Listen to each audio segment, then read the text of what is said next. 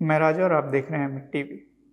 भारत में राजनीतिक इतिहास चीख चीख कर गवाही देता है कि देश में जब जब चुनाव आता है तब तब चुनाव से एक दो दिन पहले या चुनाव के एक दो दिन बाद देश में हिंसा, दंगा फसाद, आतंकवाद, उग्रवाद या नक्सलवाद जैसे तमाम घटनाओं को बेहतर तरीके से अंजाम दिया गया है। यह कोई संयोग की बात नहीं है कि हर चुनाव से पहले या चुनाव के बाद देश में नफरत की आग में तिलतिलाकर जला है, बल्कि हिंसा की आग पर राजनीतिक रोटी सेकने वाले खादी के वेश में छुपे खद्दरधारियों ने बाकायदा सुनियोजित तरीके से एक साजिश के तहत न केवल घटनाओं को अंजाम दिया है, बल्कि देश को हिंसा की आग में सालों सालों तक झोंकने में कोई कसर नहीं छोड़ी है।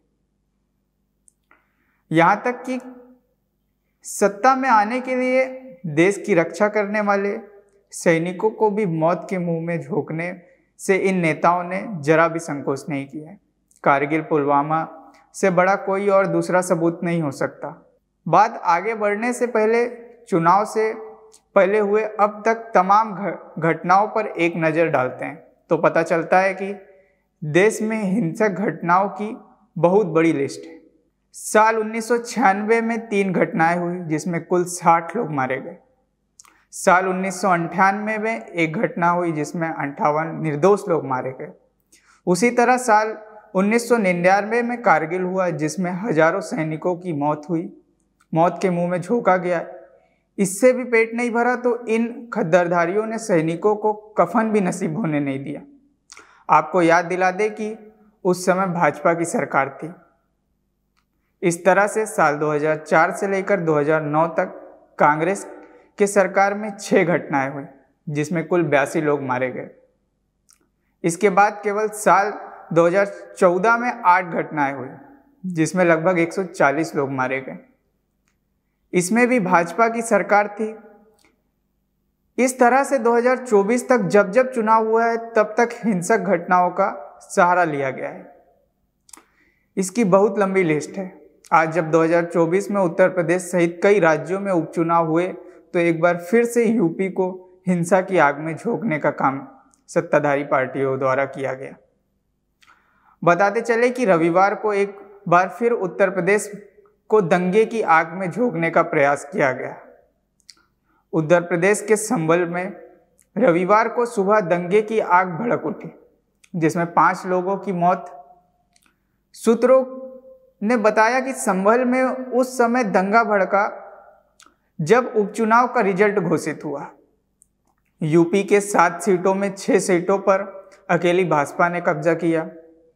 इसके तुरंत बाद ही शाही मस्जिद के सर्वे का मामला उठाया गया। सूत्रों ने बताया कि रविवार को सुबह कोर्ट के आदेश पर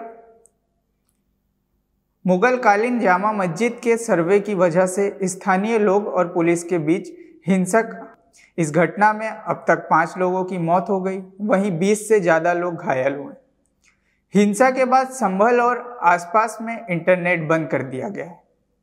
उपचुनाव के नतीजे आने के बाद मीडिया से बात करते हुए अखिलेश यादव ने कहा कि संभल के मस्जिद में सर्वे हो चुका था,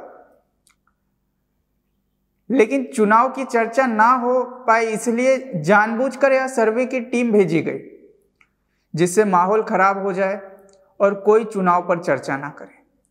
वहीं कांग्रेस राज्यसभा सांसद इमरान प्रतापगढ़ी ने हिंसा के दौरान फायरिंग करने वाले पुलिस अधिकारी का एक वीडियो पोस्ट किया। इस वीडियो में डीआईजी रेंज मुनिराज पिस्तल से फायरिंग करते हुए दिखाई दे रहे हैं।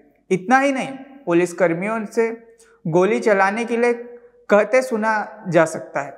हालांकि इस वीडियो को MNTV पुष्टि नहीं करता है।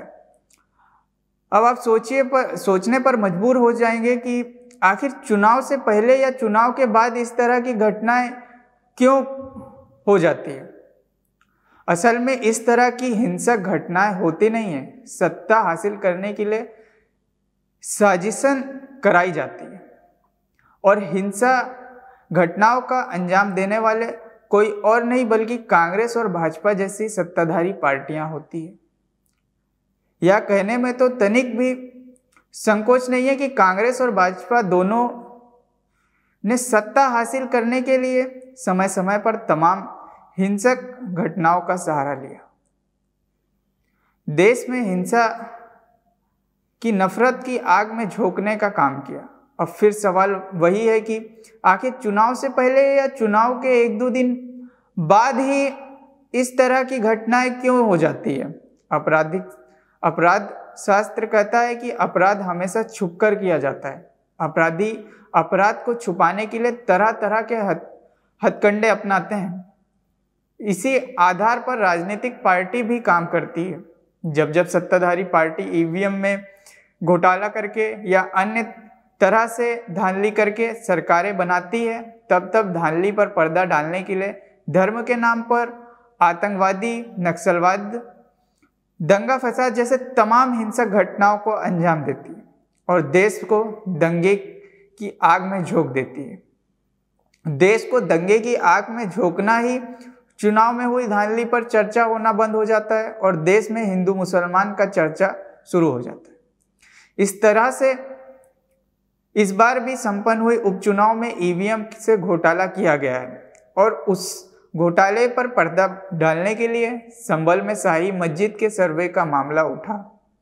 दंगा भड़काया गया जिसमें 5 लोगों की मौत होने की पुष्टि हो चुकी है। एक मौत का खुलासा नहीं हुआ है। इस घटिया राजनीति पर आपका क्या कहना है, हमें कमेंट बॉक्स पर बताइए। वीडियो को ज़्यादा से ज़्यादा लाइक करिए, शेयर करिए और चैनल को सब्सक्राइब करिए। धन्यवाद।